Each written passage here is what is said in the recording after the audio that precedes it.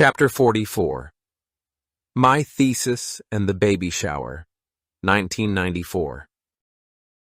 Initially, I intended to extend my final year of graduate school, perhaps an additional semester or two into 1995.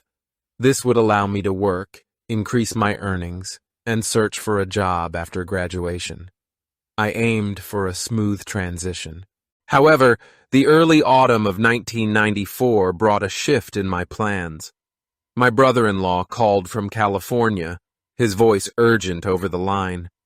I need your help. The request took me by surprise. My brother-in-law's fledgling high-tech security company in California was expanding, and he needed someone trustworthy to lead its North American operations. My younger sister and I shared an unbreakable bond, forged through the hardships of the Cultural Revolution and the loss of our parents. She and her husband had arrived in America to start their business a few years after I came to study. As the eldest, I always felt a deep desire to support my sibling in their time of need. Over the next few days, I grappled with the decision, weighing the risks against the opportunities, balancing my family ties with my career aspirations. After thoughtful consideration, I decided to support my sister in building her venture. I couldn't overlook her needs while pursuing only my own. That decision, however, came with a catch.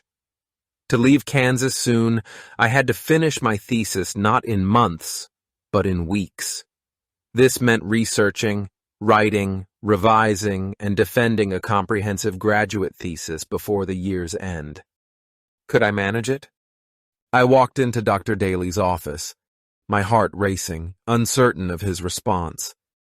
Seated across from him, I laid out my case. I explained my situation directly, stressing the urgency and why I needed to complete my thesis now, not next semester, not in months, but immediately. He stared at me after I finished, silent. Then, with a slow shake of his head, he said one word. Impossible. The word hit me like a punch. Impossible? I asked. But if I give it everything... He sighed and folded his hands, his expression blending patience and doubt. Normally, students get approval at least a semester before they begin. You need time to develop your topic, test its feasibility, choose methods, gather data, build models, and follow APA guidelines. That's just the start. I'm not just your advisor. I have other students. I can only meet with you once a week. Do you really think that's enough? He paused, then continued. Most students take 6 to 8 months. The longest took 2 years. You know Beatty? She's 6 months in and just starting to write. She's taken the full year. And you're an international student. You already have additional challenges. I sat there dumbfounded. But He raised a hand. Ultimately, it's up to you. Go home, think it through, come back next week, and we'll see if anything can be done. I left his office dazed, but there was no time to feel defeated. He hadn't shut the door. He'd just told me what I needed to do. At least that's what I thought. In fact, his objections were a blueprint for me, a focused topic, a detailed plan, clear methods, a research schedule, solid sources, and a structured timeline. If I wanted his approval, I needed results according to this blueprint, and fast. For the next 7 days, I worked relentlessly. The next Monday, I arrived with my thesis topic and research questions, which I had hastily polished over the week. I paired them with a data collection plan detailing the timeline, locations, and subjects required. I'd also prepared a thesis outline, a curated list of psychology books and papers for reference, and a meticulous writing schedule. Everything mapped out to finish within 2 months.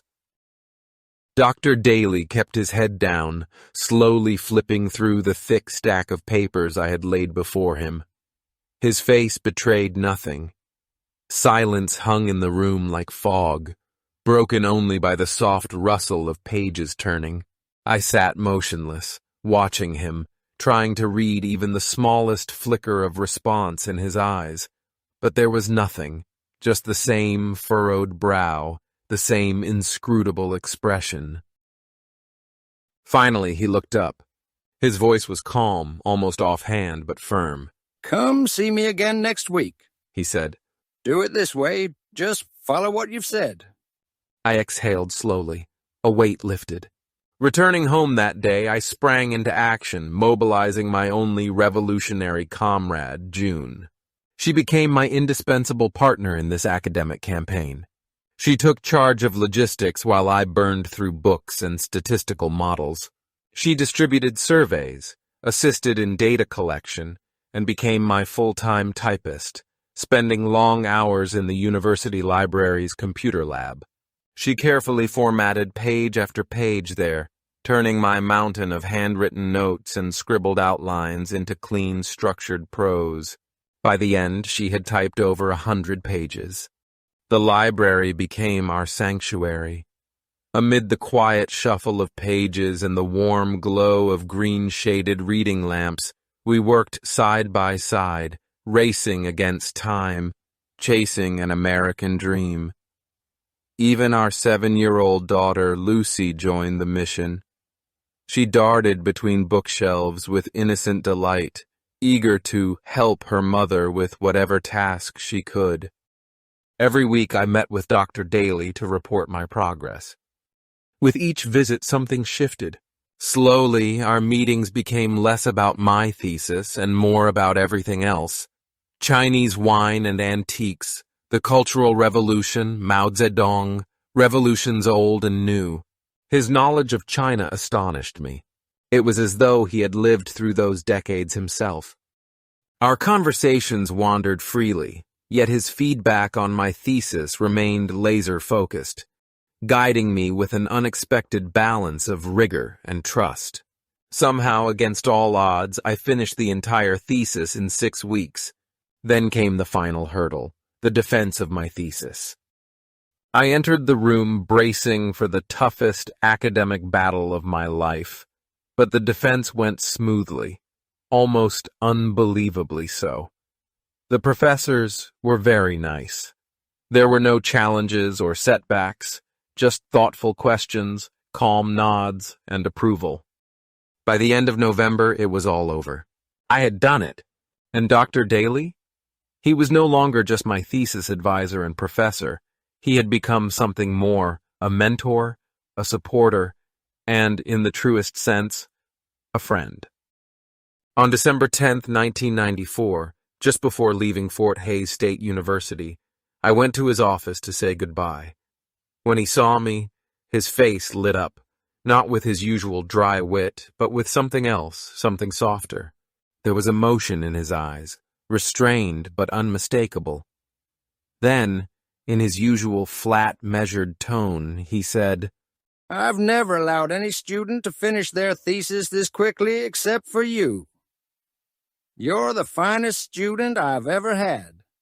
Not just among international students, but among all students, including Americans." I stood in silence, overwhelmed. I felt so honored. In that moment, every frustration, every late night, every sacrifice came rushing back. But this time, with purpose, with meaning. I thought of that first night in his class, when I couldn't even understand half of what he said. I thought of June typing late into the night, of Lucy laughing in the library aisles, of the hours we had poured into something no one believed could be done. And now, standing at the finish line, I felt one thing above all: gratitude. I am grateful for the freedom and flexibility of the American education system, for the chance to be judged not by one's background or accent, but by effort and achievement, and for a teacher who saw beyond my English and into my will. I walked away from Dr. Daly's office with a whole heart. But the story didn't end there. Nearly a decade later, in 2004, I began considering a PhD program.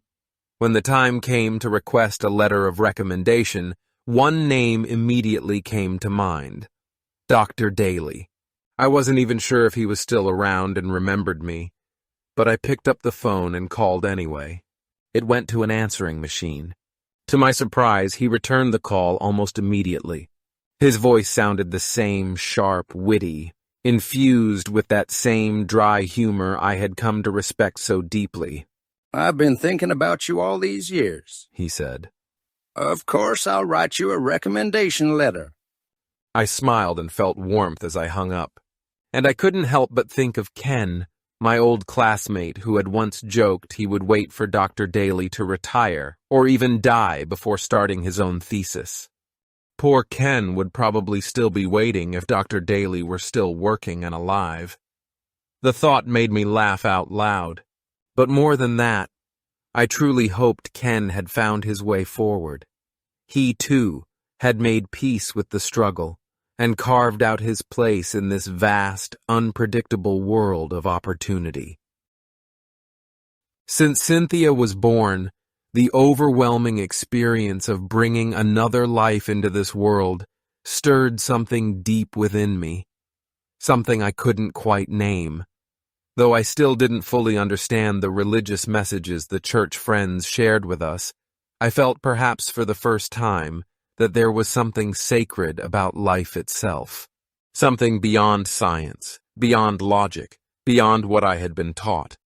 One day, shortly after Cynthia was born, June mentioned to me that the church wanted to host a baby shower, and that I had to attend. I was confused.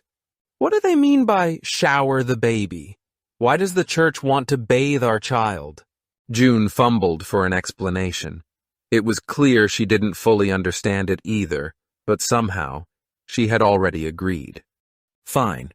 These church friends had been kind to her throughout her pregnancy. They checked in regularly, helped us apply for financial aid, comforted her with calls and visits, and offered small but genuine gestures of care in a foreign land where we had no one else to rely on. We owed them more than we could say. Attending this event was the very least we could do. That evening, we took 7-year-old Lucy and 1-month-old Cynthia to church. Inside a cozy room, a small circle of mothers and a few fathers smiled warmly and welcomed us. One by one, they spoke blessings for Cynthia. They said how precious she was, how she was a gift, and how God would surely watch over her. And then they began to hand June gifts. Clothes, toys, books, huge packs of diapers, cans of baby formula, a baby stroller, and a baby swing. And then a soft, intricately knitted baby blanket. Delicate, warm, and beautiful. Some people had not come but sent gifts to show that they care for us. Then Joyce handed June a tiny, beautifully bound baby Bible and clothes. And just when we thought it was over, more gifts appeared. But this time not for the baby. They were for Lucy. Joyce and Carol had prepared them especially, so our older daughter wouldn't feel left out. June was completely overwhelmed. She held one gift after another in her hands, her fingers trembling, her eyes brimming with tears. Finally, she turned to me, her voice shaking. Are all these gifts really for Cynthia? It was overwhelming. The kindness, generosity, and immense thoughtfulness surpassed our comprehension. Once all the gifts were handed out, June glanced at the warm, smiling faces surrounding her and the towering stack of presents in front of her. She attempted to speak, but her voice faltered. Tears streamed down her face. I don't know, she said through sobs. I don't know why you are all so good to us. She tried to go on but couldn't. You care so much. Thank you. Thank you. I can only say thank you. Then she turned to me, pleading with her eyes. Say something for us. I opened my mouth, searching for words. But my throat tightened. A lump rose. My eyes stung.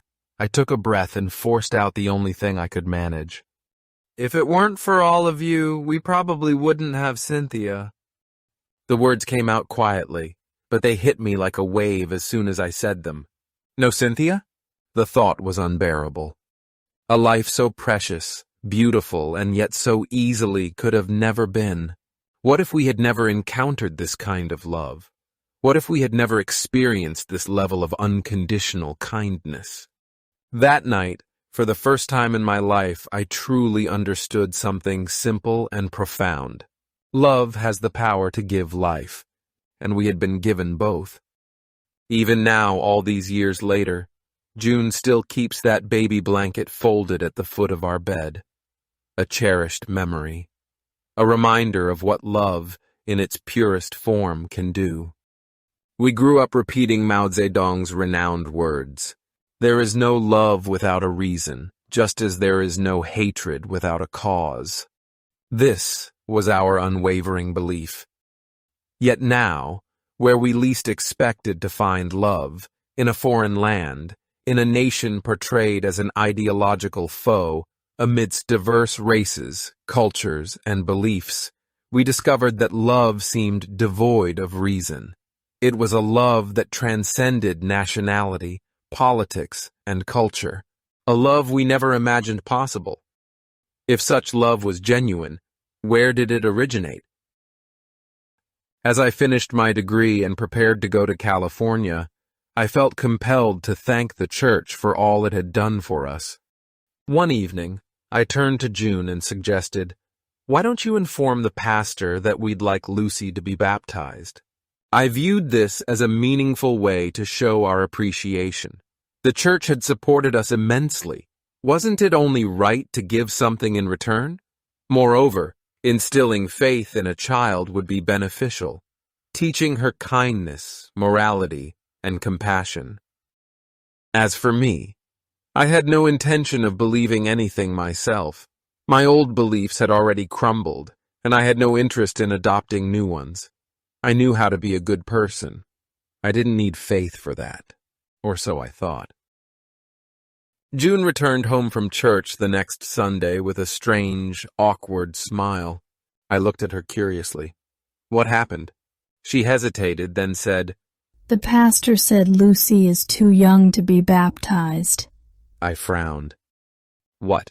Since when does superstition have age restrictions? She explained.